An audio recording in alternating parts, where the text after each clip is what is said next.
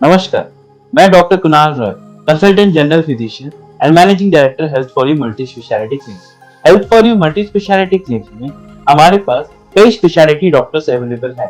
पहला, डॉक्टर नीतीश कौरा। मैं doctor Nitesh Kaura health for you clinics में कार्यरत ऑर्थोपेडिक कंसल्टेंट सर्जन हूँ। हमारे क्लिनिक पे हर प्रकार की ऑर्थोपेडिक समस्याओं का इलाज होता है। Consultant dermatologist doctor Priyadarshini. I am Dr. Priyadarshini, Chief Dermatologist. Here we have treatments available for all kinds of your skin, hair and nail disorders, including your acne problems and cosmetological problems. Doctor Nilesh Patil, जो कि general laparoscopic surgeon. मैं doctor Nilesh Patil, general laparoscopic surgeon and for you में कार्यरत हूँ। हमारे यहाँ पर surgery related सारी बीमारियों का इलाज होता है। लेबोरेटरी फैसिलिटीज, जो कि हमारे लैब हेड डॉक्टर आनंद जायसवाल एक केयर करते हैं। मैं डॉक्टर आनंद हूँ, मैं कंसल्टेंट पैथोलॉजिस्ट हूँ, रिटायर्ड नेवी ऑफिसर हूँ। और यहाँ पर आप देख सकते हैं कि हमारे पास जो मशीनें रखी हैं वो स्टेट ऑफ द आर्ट है। ये आप देख सकते हैं, ये हमारी जो सीवीसी की मशीन है वो जापानीज मशीन है। फिर ये हमारे हार्मोन एनालाइजर है। हमारे यहाँ पे लेजर फिजियोथेरेपी की फैसिलिटीज भी अवेलेबल है। अल्ट्रासाउंड की भी फैसिलिटीज अवेलेबल है। हम यहाँ पे ईसीजी और इकोकार्डियोग्राफी की फैसिलिटीज भी रखते हैं और बोन मिनरल डेंसिटोमीटर, जो कि डेक्सा स्कैन की फैसिलिटीज भी अवेलेबल है। Health for you multi speciality clinic में ये सारी सुविधाएं अवेलेबल है। Health for you is a complete solution to your health. जय हिंद। मैं यामीन न्यूज अंडमान 24/7 में आप सभी का स्वागत करता हूं। हम सब जानते हैं कि आवारा पशु को लेकर हमारे द्वीपों में कई बार चर्चाएं हुई है। कई बार इस पर लोगों ने शिकायत की है कि आवारा पशुओं के वजह से उन्हें कितनी सारी दिक्कतों का सामना करना पड़ता है। हम प्रतिदिन ये भी देखते हैं कि सड़कों पर जब हम निकलते हैं तो आप मुर्गी, बकरी कहिए, कुत्ता, बिल्ली कहिए, गाय, भैंस, न जाने क्या क्या पशु से हमारा भिड़ंत होता रहता है। आमतौर पर हमने देखा है कि हम अंडमान निकोबार के जो निवासी है वे जानवरों के प्रति, पशुओं के प्रति क्रूरता नहीं दिखाते हैं। हम उन्हें सड़कों से उठाने के बजाय हम अपना रास्ता मोड़ कर चले जाते हैं। ये मैंने कई बार सड़क पर चलते हुए देखा है कि जो गाड़ी चलाने वाले लोग भी हैं, ये नहीं कि थोड़ा सा उतर के गाय बकरी को हटा दे, मगर वे जो है रास्ता मोड़ कर चले जाते हैं। इससे ये तो जरूर पता चलता है कि अंडमान के जो निवासी है वे जानवरों के प्रति कितनी अच्छी भाव रखते हैं, उनका कितना सम्मान करते हैं। मगर वहीं जानवरों द्वारा होने वाली कई सारी परेशानियां, उनका समाधान कैसे निकाला जाए। क्या ये जो पशु है जो हमें सड़क पर आए दिन दिखते रहते हैं, क्या ये उनकी जगह है? अगर आप अपना विवेक का इस्तेमाल करेंगे और आप सही मायने में सोचेंगे तो आप भी इस बात से इनकार नहीं करेंगे कि ये उनकी जगह नहीं है, क्योंकि इनकी वजह से हमारे द्वीपों में ऐसे कई सारी घटना सामने आए हैं जहां पे लोगों को परेशानी हुई है। कई बार गाय, भैंस या कुत्तों से डर कर छोटे छोटे बच्चे जो है रास्ते से जा नहीं पाते हैं। कई बार उन पर हमला भी होता है। ऐसे कई सारी घटनाएं हैं जिस बारे में लोगों ने हमें भी बताया। और अभी हाल ही में लिविंग ऑन द एज लोटे के जो फाउंडर डायरेक्टर हैं अभय जी, उन्होंने हमसे संपर्क किया और उन्होंने इस विषय में जो है प्रशासन से भी अपनी बातचीत रखी है। उसी बातचीत को जानने के लिए आज हम उनके पास आए हैं। तो सबसे पहले हम सर को नमस्कार करते हैं और हमारे चैनल में आने के लिए धन्यवाद देते हैं। उनका स्वागत करते हैं। जय हिंद सर। जय हिंद, नमस्कार। जैसे देखेंगे आपने पूरे विस्तार से बता ही दिया है कि साउथ अंडमान के सभी रोड्स में आपको पशु मिल जाते हैं।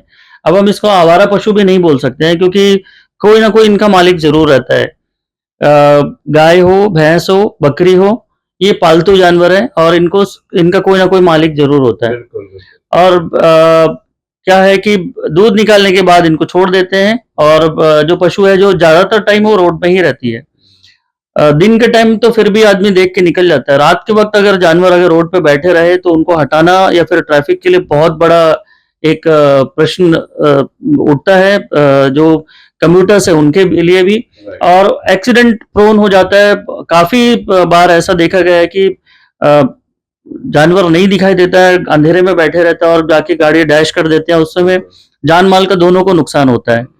जानवर को भी नुकसान होता है, जो गाड़ी है उसको भी नुकसान होता है, और जो चला रहता है उसको भी नुकसान होता है। सब लोग मिलके, जिनका भी ये जो मवेशी है, जिनको अगर घर पे जो पालते हैं, इनको सही तरीके से रखा जाए तो ये एक्सीडेंट जो हो रहे हैं वो नहीं होंगे। रोड भी साफ सुथरा होगा। आप देखेंगे काफी जगह पे गोबर भरा होता है रोड में, बिल्कुल। और ये गाड़ी के लिए भी नुकसानदेह है। आपको पता ही होगा कि जो गोबर अगर गाड़ी में अटैच हो जाए या चिपक जाए तो बहुत ज्यादा जल्दी, बहुत रस्टिंग बहुत जल्दी होता है उसमें।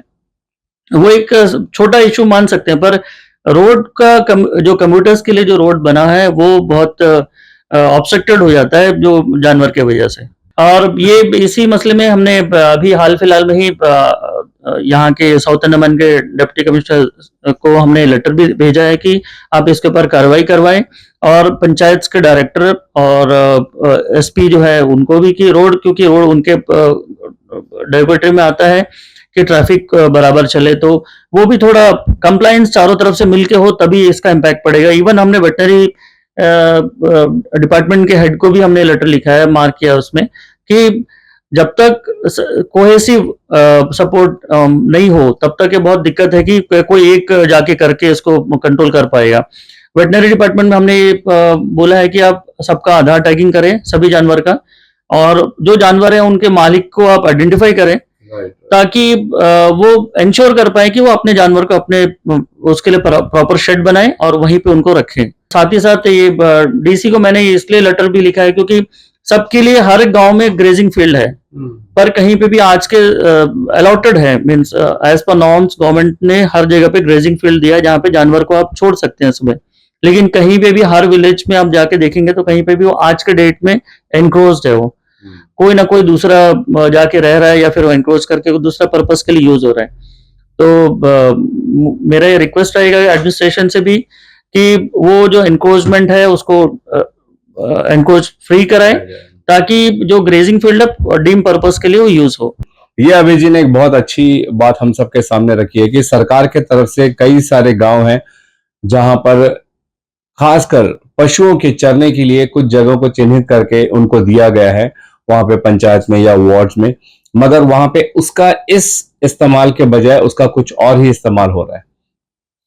अब ये जिम्मेदारी बनती है फिर हमारे प्रशासन की, या जिस भी विभाग के अंडर में ये आती है, वहां के पंचायत के प्रधान की या वार्ड के काउंसलर्स की, कि वे इस बात को सुनिश्चित करें कि जो जगह ग्रेजिंग फील्ड के तौर पर दिया गया है वहां पे सिर्फ कैटल ग्रेजिंग ही कराया जाए, ना कि वहां पे एनक्रोचमेंट कराकर लोगों को बसाया जाए।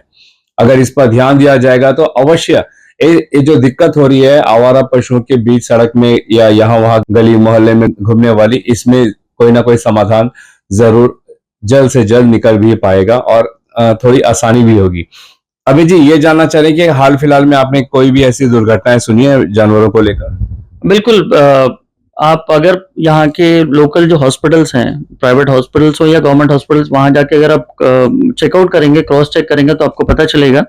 और हाल फिलहाल में मेरे एक मित्र है जिनका रात को मथुरा से आ रहे थे और आते वक्त मथुरा में ही उनका एक्सीडेंट हुआ।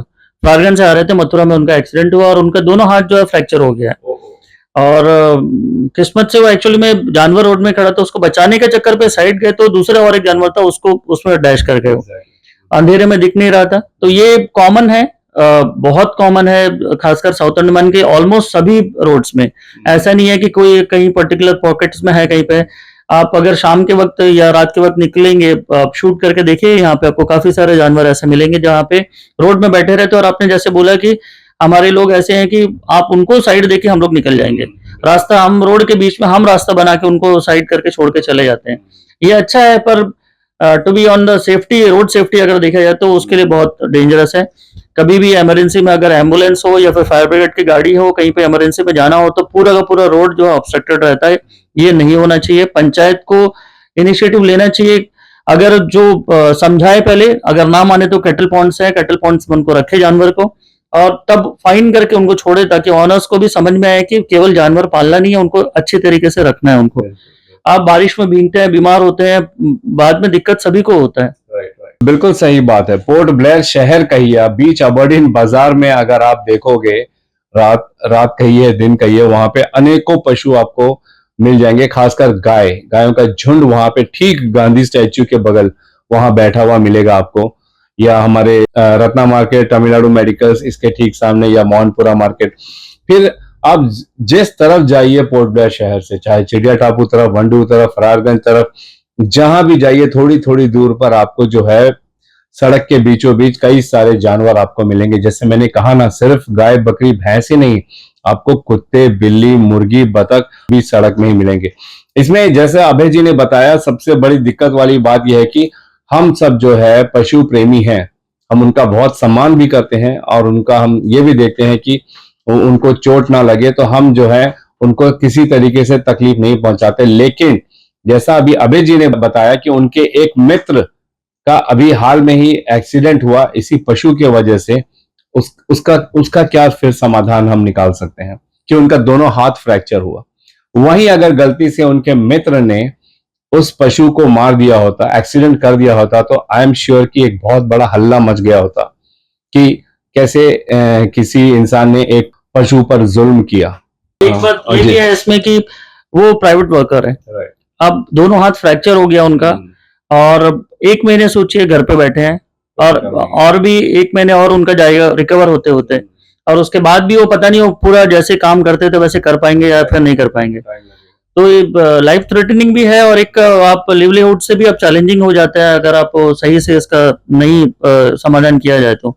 बिल्कुल सही अभय जी आपने जो बोला है, क्योंकि अगर इसको बड़े पैमाने पे अगर हम देखें तो इसका जो इफेक्ट है, आफ्टर इफेक्ट है, उस बारे में अभी अभय जी ने बताया कि ये सिर्फ मात्र एक दुर्घटना नहीं था, इस दुर्घटना से होने वाली और भी जो परेशानी है जो इनसे जुड़ती है उस बारे में, कि अभी वो एक प्राइवेट वर्कर है, अब वो 1 महीने से काम नहीं कर पा रहे, अगले न जाने 2-4 महीने जब तक उनको आराम करना होगा वो काम नहीं कर पाएंगे, तो वो अपने परिवार को कैसे पालेंगे पोसेंगे। और एक प्राइवेट वर्कर महीने में कितना कमा लेता है? 10, 12, 15, 18 हजार, उससे ज्यादा तो नहीं। और इनका ये होता है कि जितना कमाते हैं उतना उनका खर्च ही हो जाता है। अब इन भाई साहब का जिंदगी कैसे चलेगा? क्या हमारी प्रशासन ने कभी इस पर गौर किया है?